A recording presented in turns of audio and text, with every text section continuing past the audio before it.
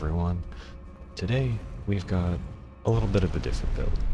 Do you ever feel like you know that there's a trap at the bottom of an elevator, and you want to hit a single button and have all of your enemies die? Well, that is what comfy builds are for. It's kind of effectively a not fully optimized traditional build. And that's what we've got today. We've got an Arcane comfy build. This is Oleander, and the stats were basically I wanted to have good fashion and use Mohgwyn's Great Spear and be able to hit L2 and have stuff happen. But the other weapons that I have are generally what I'd say more fun stuff. Like I've got my poison longsword that I really enjoy. I'm testing out the great Omenkiller Cleaver and the warped axe and hand axes offhands. And here's just like a 3 squad. Now, probably you've heard me say before and you've seen before that status build up in Elden Ring is really powerful. There's like, you can just get a lot of damage output from the status, whether it's poison, bleed, frost, madness. All of those can do a lot of damage. Now,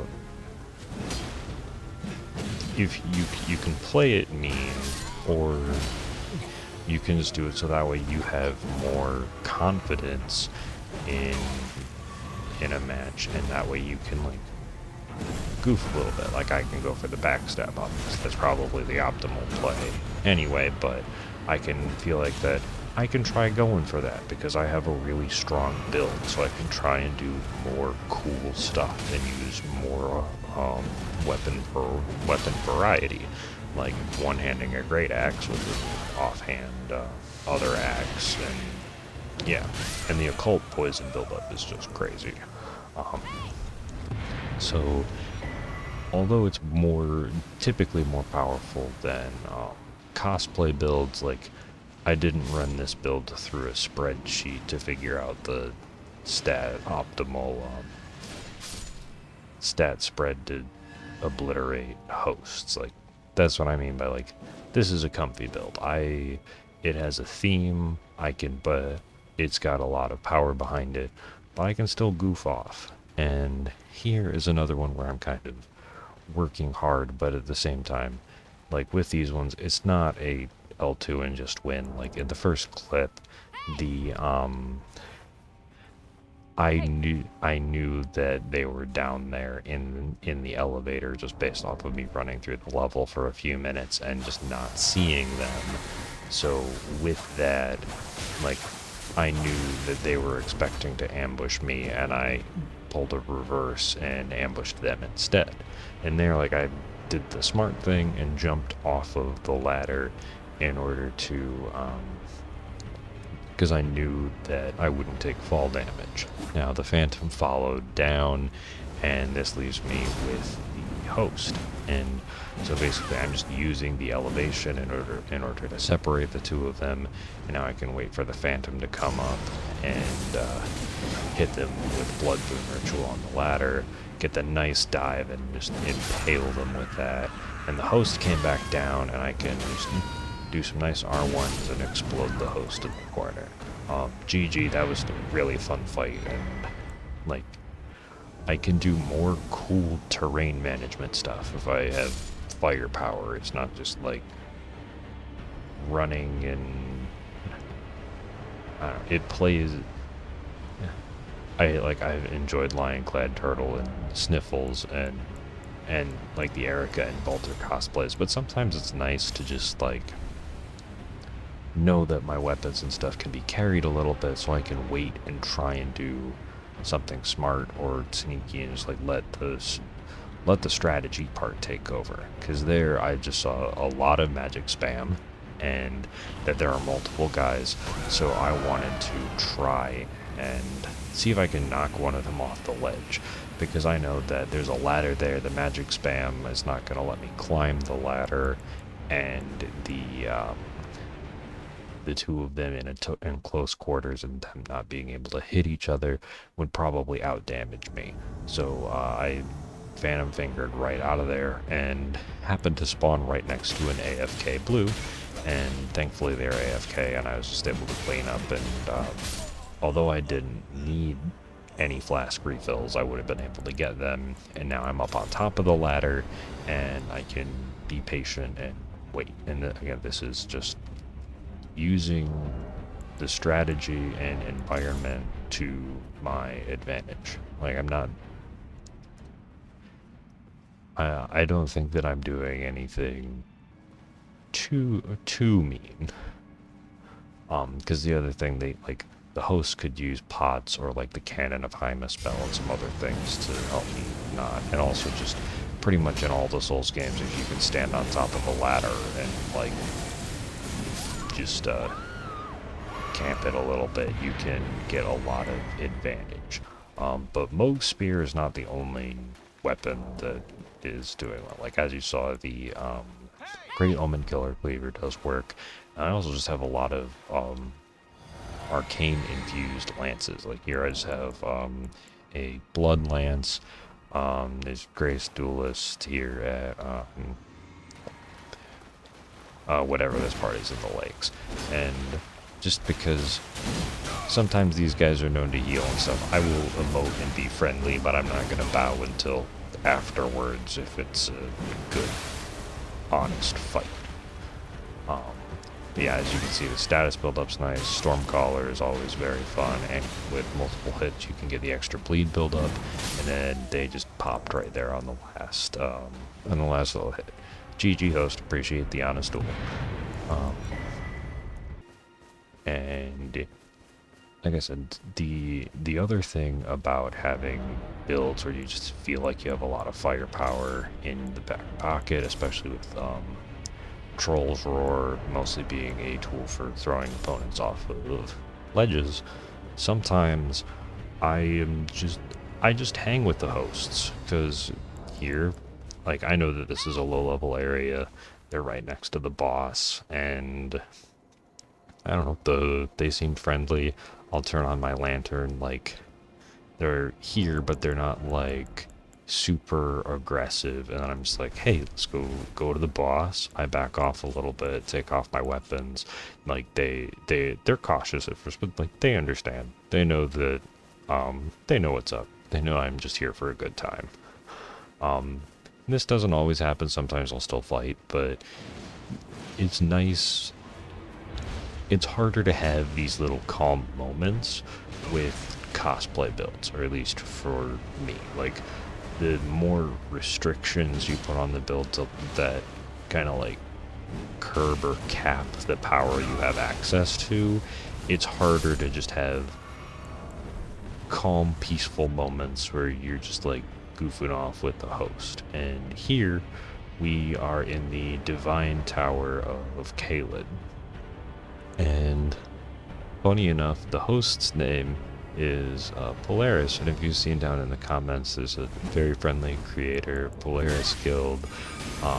So I didn't know whether or not this was them, because I know that they've been playing other Souls-likes and not necessarily Elden Ring. So I wanted to try and drop down and be like, hi, but like, I don't blame them, because I don't think that he knew it was me, even if it was him. But so here we're just having a good honest brawl with the Black Flame Monk, and because of Stormcaller and then just like great sword reach and some decent hyper armor, I think I took the Flamberges off the build later, mostly just because I wanted to actually commit to practicing with the Great Omen Cleaver. But Flamberge is fun, cleans up. GG, good fight. And funny enough, this pair were Taunter's Tongued, and I ran into them later in Mohgwyn Palace, and I was a little bit reluctant because I saw the seppuku. However, we noticing that the host just sat down, like, I take out my shield and I'm just like, turn on my lantern, and it's like, hey guys, follow me. Because there's the grace right here, and they just ran past the giant frogs that summon even more giant skeletons. So, and even though I killed them earlier, and they probably remember, because it wasn't like super long. Now we're just chill, hanging out, and running through the level, and that is until we get to about here. And this, like, I would have just let them fog wall me and hang out. However, because they had Taunter's Tongue on, there is a second red. I don't know who they were specifically targeting with that. I think it was either like one of the hosts or something, but they're going up. I have the fashion ring on, so I don't think they know. And here I was mostly just hesitating because I didn't know like, in short, this red's gonna come back down, and we're gonna have an honest 2v2, because I don't want to leave my co-invader hanging, and they understand. And like, I think as soon as like the fight starts going, they realize that I'm not here like reverse ganking. Like, I throw down the warming stone just to like alleviate the ambush a little bit. But I come here, they probably see the backstab. I think there's a tad of friendly fire with the Waves of Darkness, but that happens on big AoEs, and then we just go, and we have a really nice 2v2, and I don't think there's any hard feelings on the post-Phantom side, hopefully, because they did make it all the way up through Mohgwyn Palace, and fun fight. Good job, Co-Invader. Good job, Host and Phantom. And it was fun hanging out and then brawling at the end. Now, because this is a clips collection, I do want to admit, yes, I do actually run into scummy hosts and phantoms as well. And see, I'm checking for Mimic Veil, but it's actually that statue there. And you can tell the difference. There's just how they move, how they act, where they wait, and also them putting Rot Grace in Rune Arced and yada yada. And because with this type of host, the biggest crime you can do is start to win. Like, they'll let you play, but they don't want you to win, because they think that you are a chump, basically. As you can see, like, with the Rot and Bleed build up, and even if I tried to roll away, the Rot would have killed me. Yeah. But fortunately for me, I got a quite nice revenge run back. But if you run into any hosts or players like this, just know that they get reduced to good content on YouTube, as other invaders or PvP players like myself can put them in a compilation when they do die, and they will forever be remembered as long as the internet exists as the tough ganker who initially teabagged and pointed down and turned off Taunter's Tongue because 2 invaders are too many, and then gets knocked off a tree with his Zweihander, and forever loses their perfect record. Well, thank you for bearing with me on the salt, but to go through with a very funny clip. So, Host and Phantom are up here. I'm gonna try and knock them off the ledge, because I didn't really feel like waiting for the Beastmen and fighting on the stairs, and I think I can be clever. However, the host, just watch. So we got what appears to be Rivers of Blood and Moonveil. However, Moonveil knocked the host off the ledge themselves, which I just thought was very, very funny. But then again, in contrast, because especially with the uptick in players, like, you do run into some friendly people. Like here, we just got an unfortunate spawn, and I think in my last video I mentioned, like, sometimes you just get into an unfun spot because, like, the host and phantom don't want to go towards the Zamor ruins. Here, I didn't, like, it took a second, but I figured out, it's like, oh, these guys are honor dueling, and unlike the one guy that was Mimic failed. Like, even though the host was kind of just like teabagging it, nothing. Like, they're very clearly standing aside, not being aggressive, instead of the waiting in the wings for if I start to win too much. And I also wanted to include this one because this Phantom was using Black Flame Blade on his greatsword, which is not something that you see very often. It's not a great spell, but I just thought it was really cool and it was a really fun fight. And here I'm using the Omenkiller and the hand axe. Usually I just have Endure on it, mostly just as like a defense thing, because it's just like get through something, like walk through an ultra if there's something a little bit laggy. And look, the poison like just stopped ticking there, and then I ran out of stamina and they got me with the rolling attack. GG guys, super friendly. I appreciated the duel. Like, that was a ton of fun. And here we go back to more just like the honest invasions, and I'll admit I was a little bit more vicious in this one, not like mechanically, but I was facing some I ran into a few rough spots with players not being super fun. So this host, I'm just like, okay, time to clean up.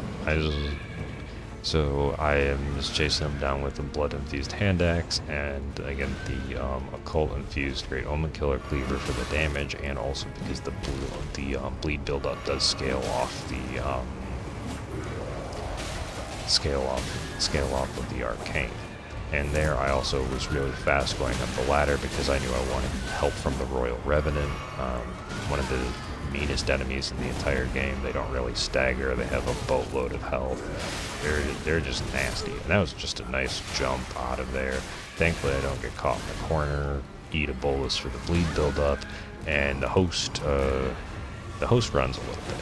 I don't blame the host because there's a Royal Revenant and an Invader chasing you, but they know the level. Like, they ride the giant Cleaver up. The Royal Revenant dies to a Cleaver, which is hilarious. I don't think I've ever seen a Royal Revenant die to a Cleaver before, and here I am just kind of chasing the host. Yeah, like, sometimes you just like want to be. Sometimes it's fun to be a little bit efficient with this, and I think a hunter did spawn in, so I think there's a little bit of like a time essence being in the host's favor. But GG host, fun invasion. You deserved a bow, and I'm sorry because I was having a rough invasion session around that. And then before we get off to again showcasing the Great Omenkiller Cleaver just being pretty fun, I just want to say thank you all for joining me, and thank you all for your time on these Elden Ring invasion videos. I have a fun time just playing the game, and I'm glad that y'all are getting some enjoyment out of watching the videos and sharing your time. So just thank you for being here as we watch this poor Phantom and host get pelted by an artillery squad. And although it's not, although with the buffs to kick and riposte damage, like Misery Chord is like, it was good before and now it's really good. Even against great shields, great axes do a lot of stamina damage. Like, maybe Fingerprint you would still need, you'd still need to use kick or something, but for this, just like some running R2s are just enough. Like, there's a guard break and there's a little bit of a latency issue, but with the status buildup, like, I know he's gonna get poisoned, I know he has blood buildup coming up eventually, so I'm not super worried. And because I'm just keeping momentum, keeping up the advantage. There's no hunters. He and the host were separated, and then boom. And I didn't notice that the host had the winged scythe, although I might have tried to have been a little bit more efficient, but whatever. Thankfully this has two-handing it with the Bullglove's Talisman. You get a bit of hyper armor, and bye host. GG guys, fun fight, and I'll catch y'all in the next video. See ya!